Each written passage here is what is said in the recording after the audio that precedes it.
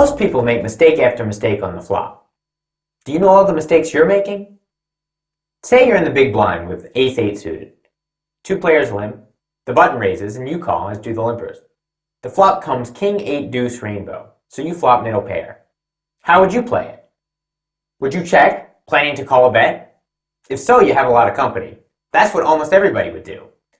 However, it's a huge mistake, and any expert knows that the best play is to check going for a raise. When you make mistakes like that over and over again, over time, it costs you to lose many pots and thousands of dollars. If you want to learn to find and eliminate these mistakes from your game, you found the right show.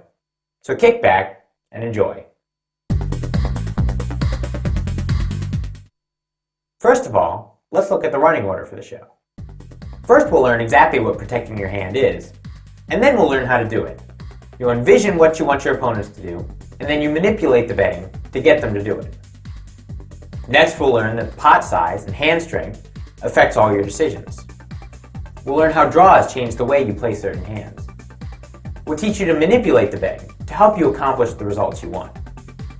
Then it turns out there are some situations when you can't even protect your hand. We'll teach you how to handle those. Finally, we'll put the theory into practice by examining a few example hands.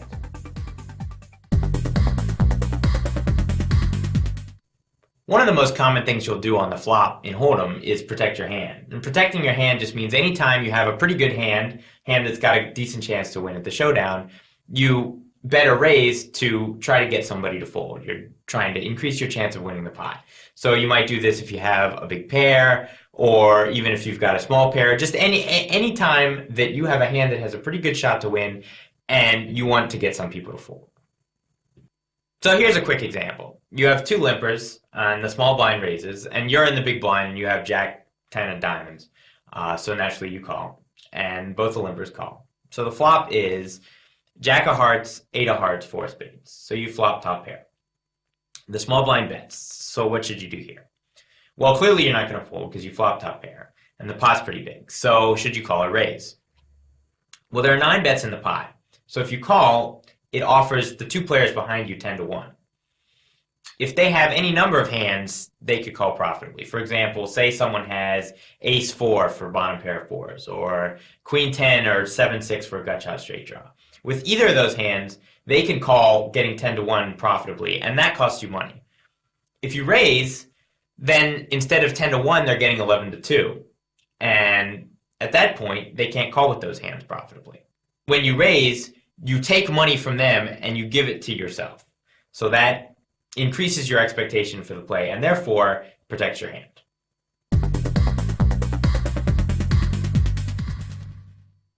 So how do you know how you want to protect your hand? Well, first you have to envision what you want to have happen. And then you have to choose the action that maximizes the chance of that happening. So the first question is, what do you want? Do you want people to fold or do you want people to call? If you have a really strong hand, you might want people to call behind you. But if you have a weak hand or a vulnerable hand, you might want them to fold instead. There's a few factors to help you decide whether you want them to call or fold. The first one is how big is the pot? The bigger the pot, the more you want to win it and the more you want your opponents to fold. For example, say the pot has 10 bets in it. Getting a 10% increase in the chance of winning that pot is worth about a bet. If the pot's only 5 bets, then increasing your chance to win it 10% is only worth half a bet. The second thing is, how vulnerable is your hand? Is your hand like a low pair, like a pair of 10s? So if a jack, queen, king, or ace comes, someone could beat you? Or is your hand a pair of aces, or even stronger? Is it like 3 of a kind?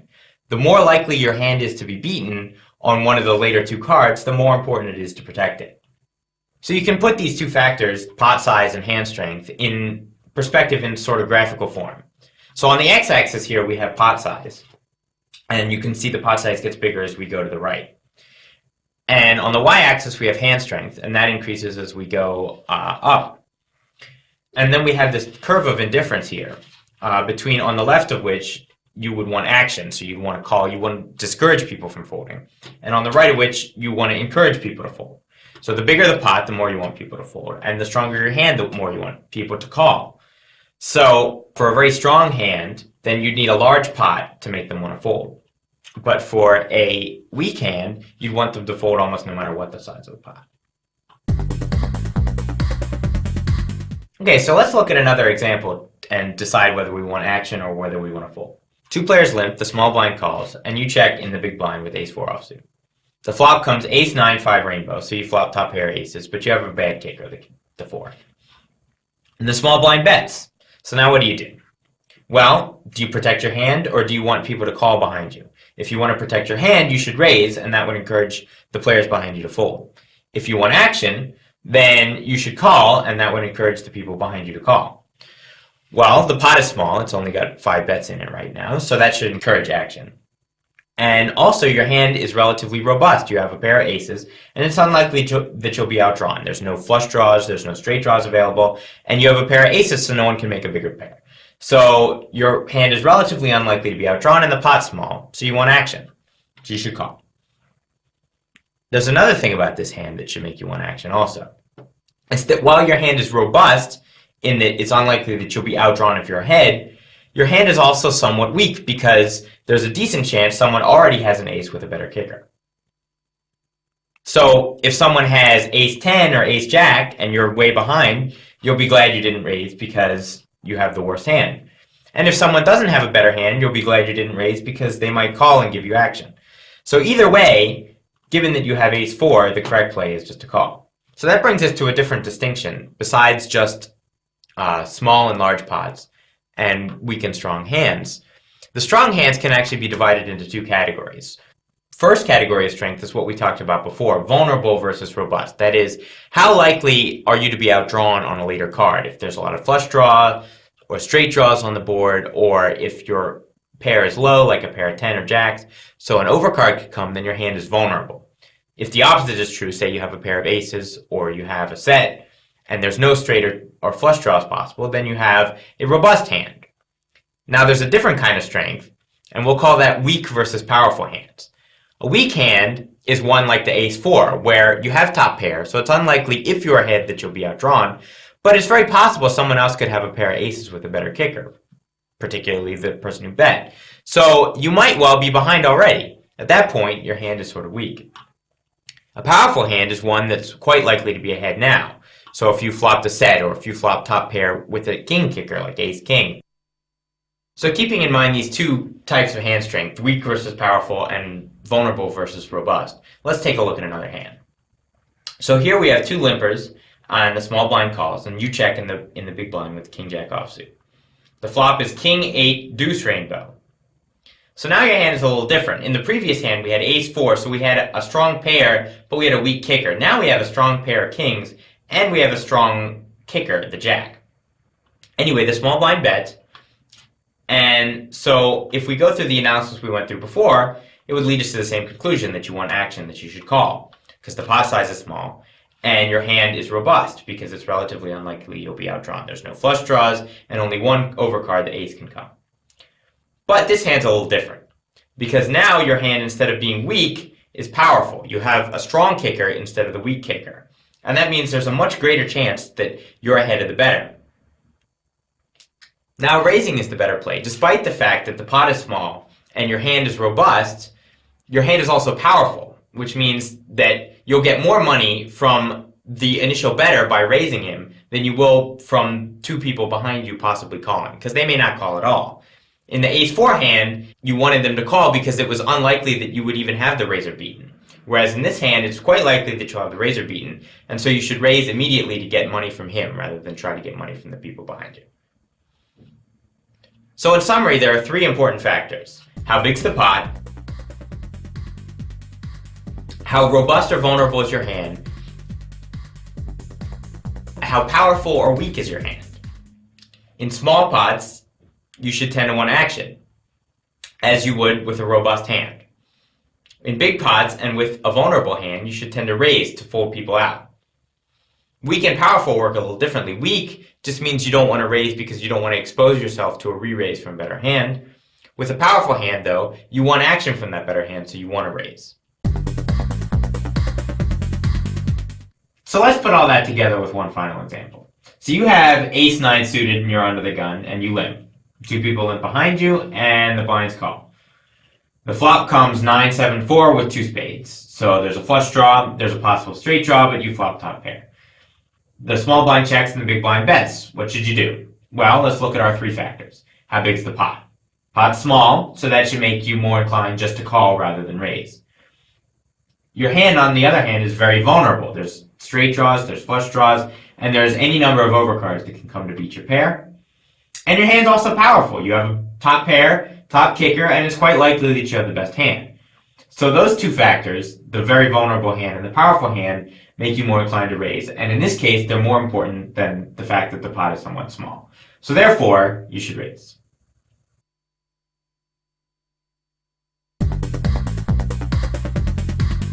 So we said before that your hand can be robust if it's unlikely that you'll be outdrawn. And the example we gave was ace-4 on an ace-9-5 flop. You have a pair of aces, there's no flush draw, no straight draw, and no overcards can come.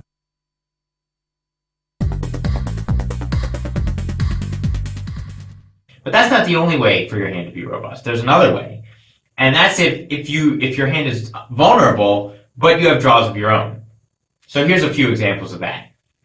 The first one is you've got Jack 10 on a Queen 10-9 flop. So you've got a pair of tens and overcards can come, but you have a straight draw with the Jack, and that saves your hand. So even if somebody outdraws you with an ace or some other way, you could still make a straight if a king or an 8 comes. The next one, you've got a bottom pair of sixes, but you've got a flush draw, an ace-high flush draw with 4 spades. So that keeps your hand robust. Even if somebody is ahead of you or outdraws you on the next card, you have a chance to make a spade flush, and that increases your chance to win a showdown. And even his bottom one, you have 9-8 of clubs, so you don't have a straight draw or a flush draw immediately, you just have middle pair, but you also have a backdoor flush draw because the 4 is a club, and you have a backdoor straight draw because the 10 and 8 can make a straight with your 9. Having these extra draws lets you take more chances to protect your hand. For instance, let's look at one of the examples from before. So say 3 players limp, and the small blind calls, and you have Jack 10 in the big blind. The flop comes Queen 10-9, so you have, again, your straight draw with any Jack. And the small blind bets. Since you have the draw, your hand is more robust, and you can take more chances. So you should raise to protect your hand here. Now say instead of having Jack 10, you have 10 deuce. Now you don't have the straight draw anymore, so your hand isn't robust. It isn't powerful, and the small blind is bet. You've got several players behind you, and now you're forced to fold. So having those extra draws has made your hand more robust and has allowed you to raise, where otherwise you'd have to call or fold. So again, there are 2 ways to be robust. You can either have a hand that's strong and unlikely to be outdrawn, or you can have a hand that's a little more vulnerable, but that you can outdraw someone else if they outdraw you, or if you're behind, you can outdraw them. So either way is sufficient to make your hand robust.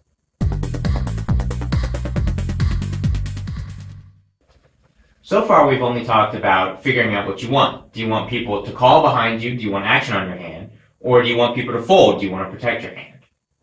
Now we're going to talk about how to achieve those results. Once you know, hey, I want people to fold, what do you do to achieve that?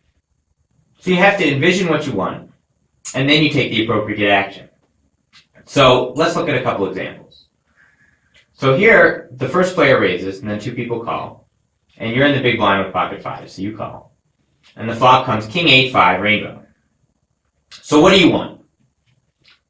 Well, ultimately you have a very powerful hand, and you have a robust hand, so you want action.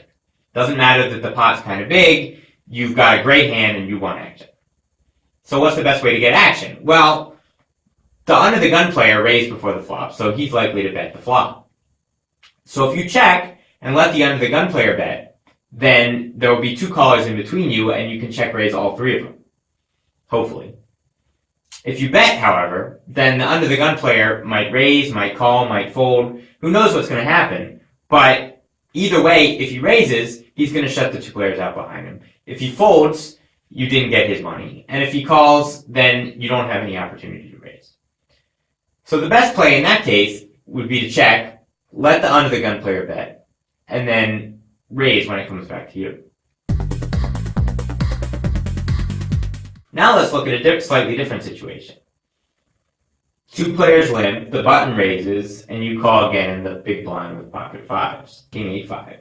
But now the situation's a little different, because the raiser's on your right rather than on the left. So since you expect him to bet, if you check, it'll likely be check to him. He'll bet, and then if you raise, you're facing both the players behind you with calling two bets. That's not what you want, so instead you should bet now, put them in between, and then hope the preflop raiser raises. Let's look at two more examples. In the first one, you're in the big blind with Jack-Deuce offsuit.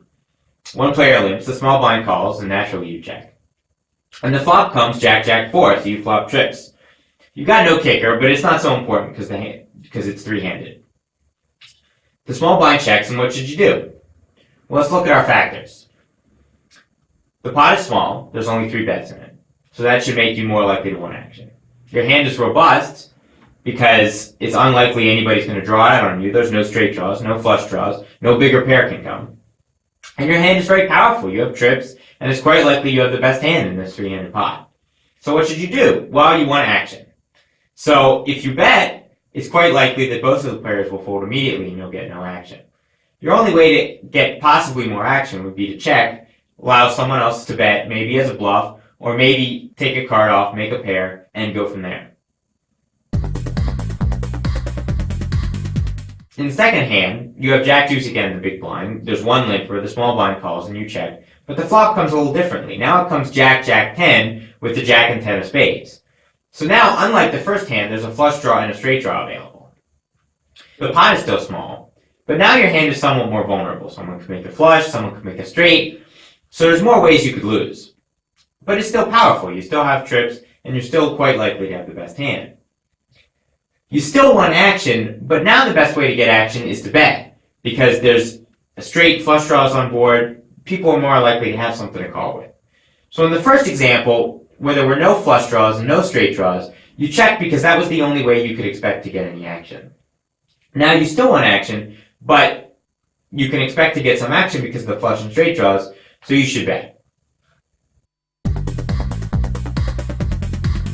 So after you figure out what you want, whether you want people to call, you want people to fold, you should then figure out how to achieve that goal by figuring out what you expect your opponents to do and then reacting to that and forming your action based on that. So if you have a big hand like a set and you expect the player on your right to bet, then you should bet so that you trap the people in between you and him for bets before he raises. If you expect the player on your left to bet, you should check, allowing him to bet and the others to call in between you so you can raise. Likewise, if you have a strong hand on a very ragged board like Jack-Jack-4, you should check and allow someone else to bet. But if your hand's on a more coordinated board like Jack-Jack-10, you should bet immediately and hope that others call.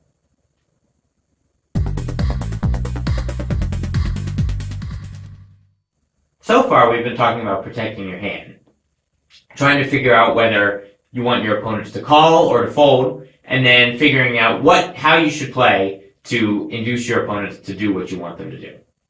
Unfortunately, not every hand allows you to do that. Sometimes you won't be able to protect your hand, and you have to know how to handle those situations as well. So say you have 8-10 offsuit, and everybody folds to you about 2 off the button and you raise. Both the blinds call, and the flop comes 10-9-7 with 2 spades. So you flop top pair, but there's straight draws, there's flush draws, and anyone can make a higher pair on the turn or river. So your hand is powerful because it's top pair, but it's vulnerable because anyone can make a straight or a flush or a pair. Well, up until now, in every example, someone's bet and you've been able to raise to face the other people behind you with calling too cold. Now, everybody checks to you. And what do? Well, you can't raise because no one's bet. So should you bet? But if you bet, you get the same problem we talked about first, where you face everybody with calling, in this case, it's 7-1, and they can call with any pair, any straight draw, any flush draw, and they can do it profitably. So there's no good way to protect your hand. Well, you should bet anyway, even though you can't protect your hand, because betting is better than giving them a free card. So even when you can't protect your hand, often you're simply resorting to betting just for value, just betting because you have a better hand than your opponents do and you'll win more often than they do. They're not going to fold, so you can't improve your chance to win the pot, but you're betting just because you have the advantage. So when someone might fold if you bet a raise, you go through several factors to determine whether you should actually raise or not. if the pot's large or small, if your hand's vulnerable or robust, can help you decide whether you want to call and encourage action or whether you want to raise and discourage action. Now we're talking about situations where you can't get anybody to fold, where everybody has already committed to their hand and you're almost certain that everybody in with you is going with you to the next card. At that point, things get much simpler. If you have a robust and powerful hand, you should generally bet and raise. Whereas if you have a weak or vulnerable hand, you should just check, call, or fold. Notice that that's a lot different from how it was before.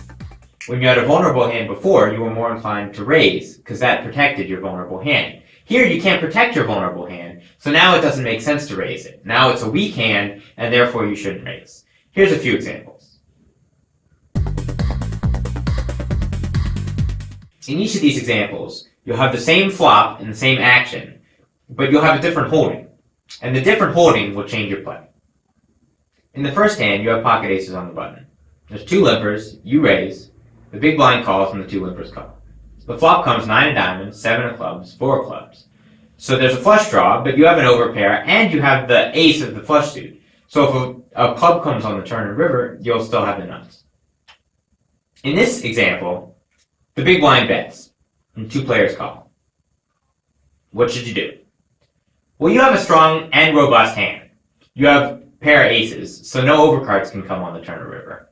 And you have the ace of the club suit, so if a club does come on the turn and someone makes a flush, you at least have a redraw for the river, so that you can make the nut flush. Furthermore, no one can beat you with a small club if the board comes two clubs. So you have a robust hand. You probably have the best hand, and even if you don't, you have a lot of winning chances. You could make the nut flush, or you could draw out on two pair. That gives you a good chance to win, maybe around 40 to 50%. With three people in the hand, that gives you a clear edge to raise. The average player will win about 25% of the time, since there are 4 players. And since you'll win 40 to 50% of the time, you should raise for value. Now let's look at the second hand. Now you've got pocket tens instead of aces. Same flop, same action. Big blind bet, 2-player call. You have the 10 of hearts and 10 of spades. Your situation's a lot different. Even though you have an overpair, just like you had the last time, your hand is much, much more vulnerable. Because now 4 overcards can come to your pair, jack, queen, king, or ace, and any of those could make someone a bigger pair. Furthermore, if a club comes, someone could make a flush and leave you drawing dead. So whereas with the ace's hand, no overcards could come and you had a redraw if the club came, here 4 overcards can come and you have no redraw if a club comes. That means you're going to win a lot less often, probably more like about 25%. Since that's about the average share, it doesn't do you any good to raise. In fact, if the bettor has a better hand already, he could re-raise and that could cost you more money. So it doesn't make any sense to raise in this example. Even though you have an overpair, you're not going to win more than your share because so many cards can beat you. Because you can't protect your hand by raising, it doesn't make any sense to do it. You should call and then wait to see if a good card comes on the turn.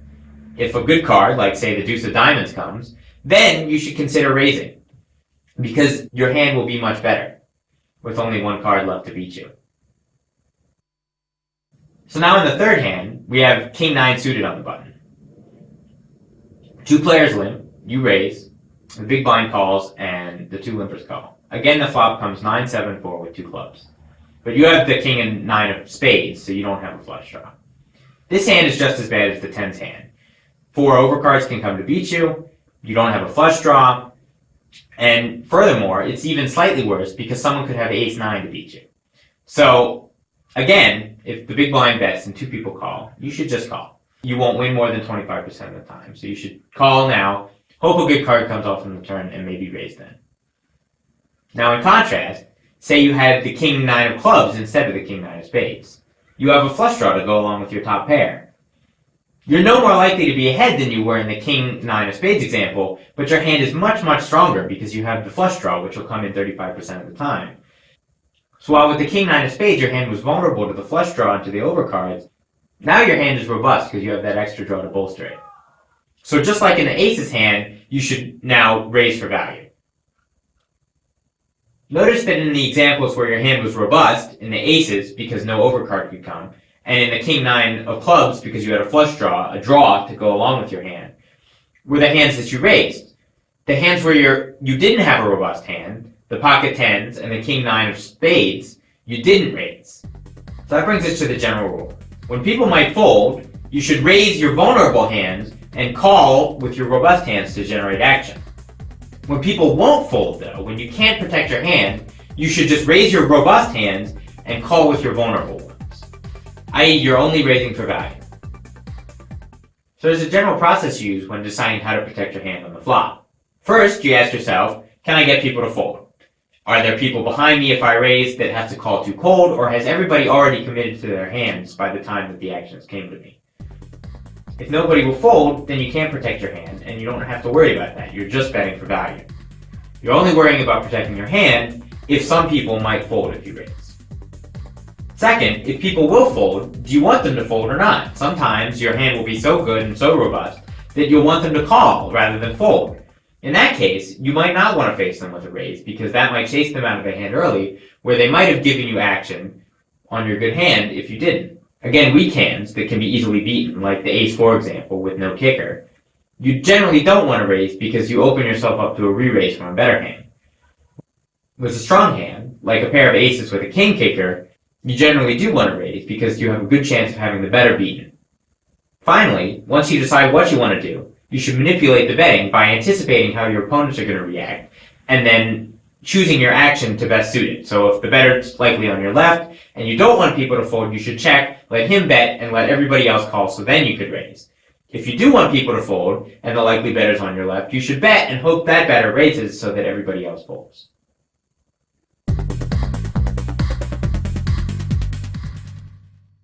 So let's see how all that theory works out in practice.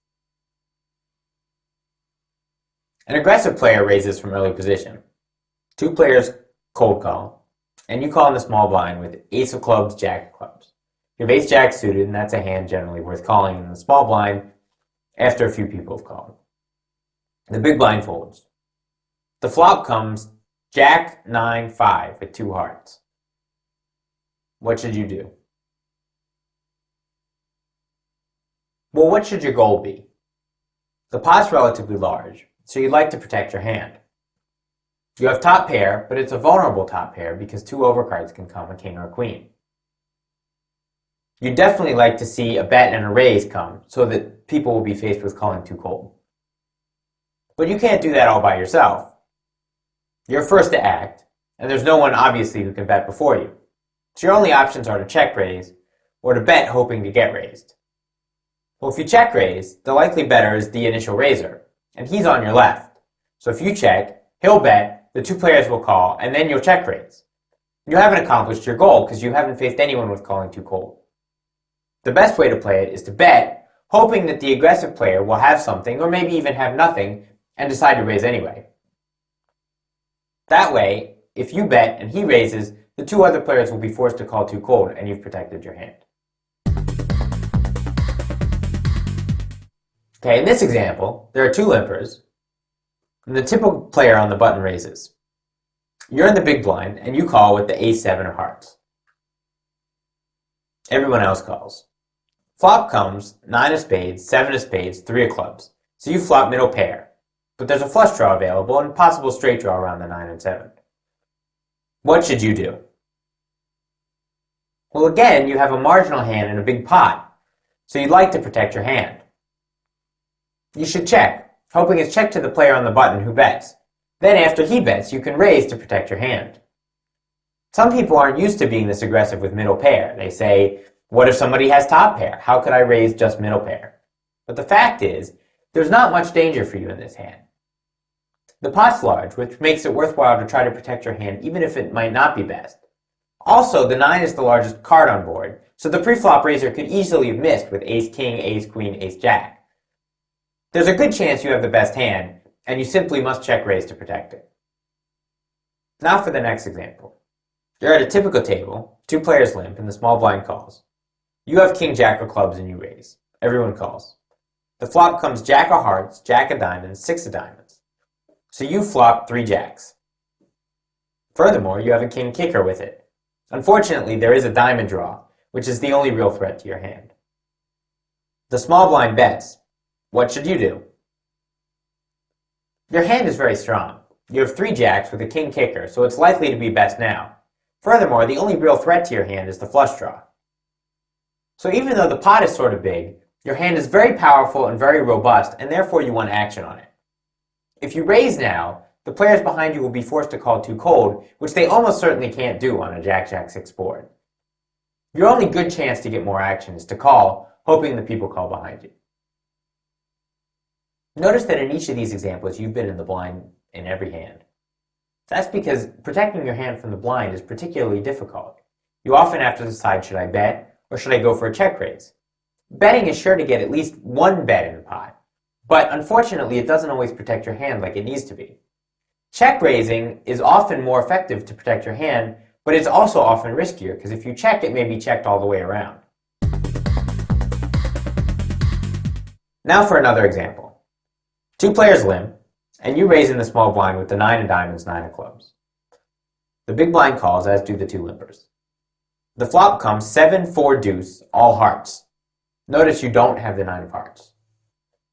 You bet anyway, but the big blind raises and one other player calls. What do you do? Notice that this is a situation where you can't protect your hand. Everybody already in the pot has committed to at least 2 bets, and they're very unlikely to fold on the flop. Furthermore, your hand is very, very vulnerable because 5 overcards can come, ace, king, queen, jack, or 10, and also any heart will absolutely kill your hand.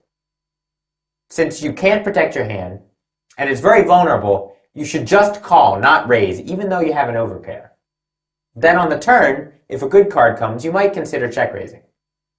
Okay, here's a hand with a flush draw. 2 players limp, and you limp with the jack 10 of spades. The small blind folds and the big blind checks. The flop is 10 of diamonds, 9 of spades, 5 of spades. So you flop top pair with a jack kicker, and you have a flush draw in spades. The first limper bets, and the second limper raises. What should you do? With the first limper betting and the second one raising, several people have already committed to the pot. This is a situation where you won't be able to protect your hand very well.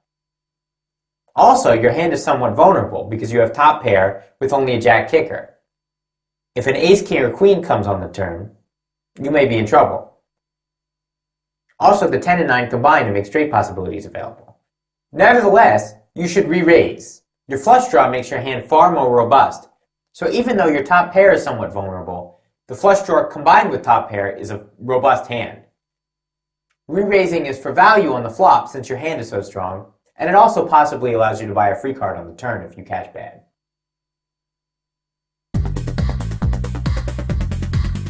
Now let's look at a different type of hand.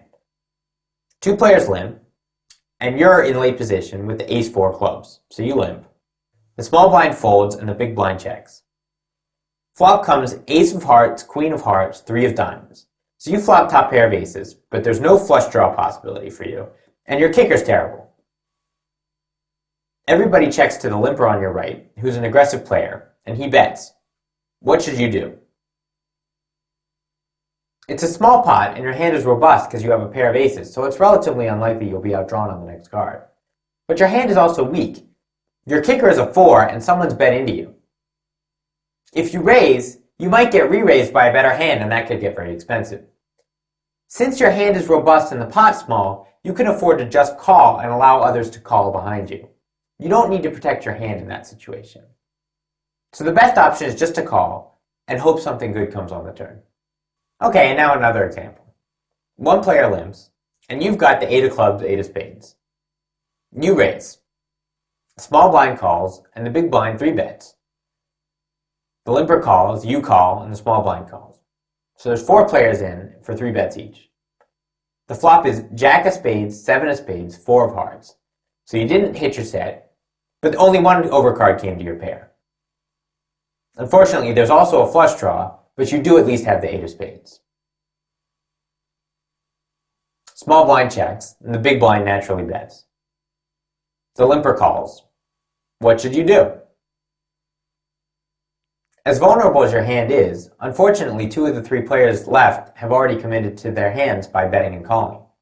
The one player who hasn't, the small blind, also is unlikely to fold anything worth seeing the turn with because the pot is so large at 12 bets already.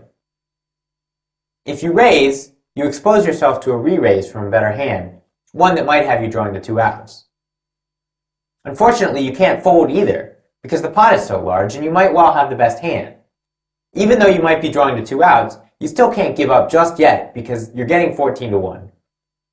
Thus, you should call, hoping something good happens on the turn.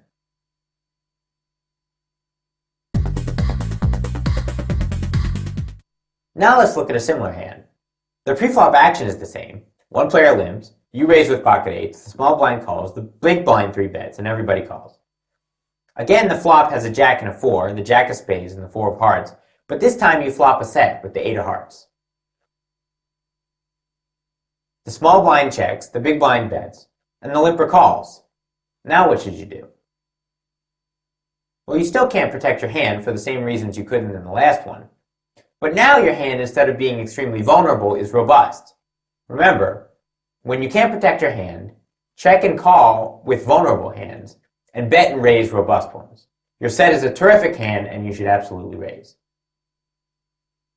Don't make the mistake of waiting for the turn to raise. You might not get a chance. If you don't raise now, the initial better may not bet on the turn, and you may only get 1 bet both on the flop and the turn. Since your hand is so good, you don't want to miss that extra chance. Raise now and get your money while you can. Now let's try one with a lot of players. In this hand, 4 players limp, and then the button raises. You're in the big blind with ace-5 of clubs, so you call. Everybody else calls. So the pot's 6 ways for 2 bets each. It's a big pot and lots of players. Flop comes ace of hearts, 10 of spades, 3 of diamonds. You're first to act. What should you do? Your hand is robust, a pair of aces, so that might lead you to believe that you shouldn't protect your hand. But the pot is large, and there are more people drawing against you than usual. That makes it more important to try to protect your hand. Since the raiser was on the button, the best way to try to protect your hand is to check, going for a check raise. Unfortunately, the players in between could throw a kink in your plan.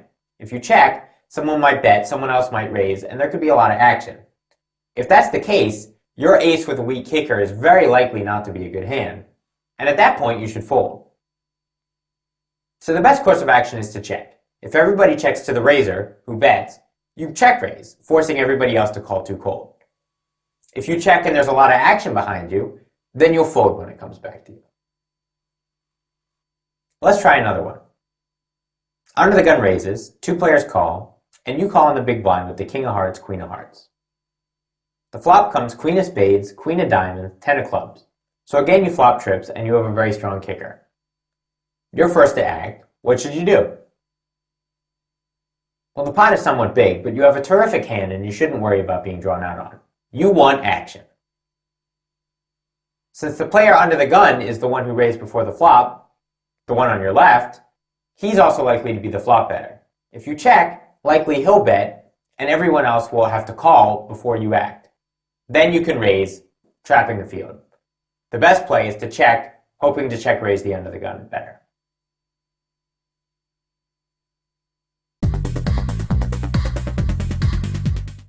Let's try a trickier one. 2 players limp, and then there's a raiser.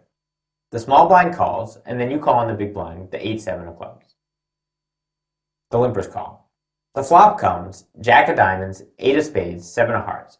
So you flop bottom 2 pair, but there's 3 to a straight on board. Small blind checks. What do you do? Don't let the fact that you flop 2 pair deceive you. Your hand is very vulnerable. Since there's 3 to a straight on board, if a 10 or a 9 comes, anyone with the other card would make a gut shot straight with just that one card. Furthermore, whenever you have bottom 2, you're always vulnerable to the board pairing, counterfeiting your 2 pair. A lot of cards can beat you, and the pot's relatively big. Your goal should be to protect your hand. The likely better is 2 to your right, which puts slightly more bettors on your left than your right. That makes the best play to check, hoping that that player bets, and then forcing the other 2 players to call too cold when you raise. The best play is to check raise. This one's similar to the last one. The pre-flop action is again the same. 2 players limp, then there's a raiser, the small blind calls, and you call on the big blind with the 8-7 of clubs. Everyone calls. Now the flop is the 8 of spades, 7 of hearts, 3 of clubs. So you flop top 2 pair this time, not bottom 2. There's no straight possibility on board. And you have the 3 of clubs, which is a club, which could give you an outside shot at a runner-runner flush. Small blind checks. What should you do? This hand is far more robust. Now you don't have to worry about the straight possibility anymore. And instead of having bottom 2, you have top 2, so the board pairing doesn't counterfeit your hand nearly as often. Your hand is quite strong, and you should try to get action. Since check raising was a way to protect your hand, betting is the best way to get action. You bet, put the callers between you and the raiser. If the raiser has a big pair, he might raise, and then you can 3-bet. The best way to get action on this hand is to bet out.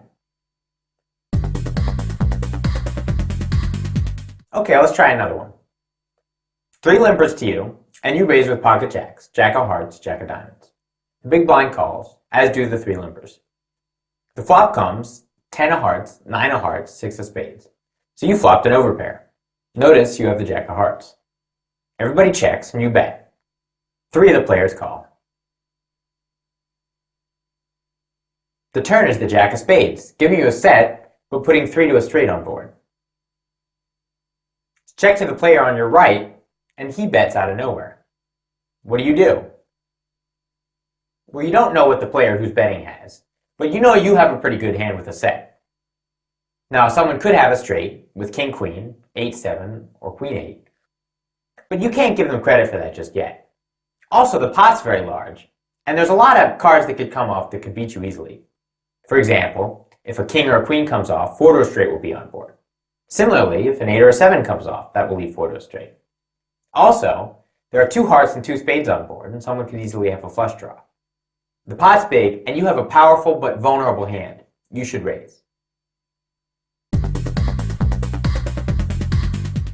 Let's finish with 2 related examples. 2 players limp, and you're on the button with pocket aces, ace of spades, ace of hearts. So you raise, both blinds fold, and the 2 limpers call. The flop is king 8-6, all clubs. You don't have the ace of clubs. The first player bets, and the next player raises. What should you do? Well, this is a situation where you can't protect your hand. Both players, betting and raising, have committed to their hands and will probably see the turn.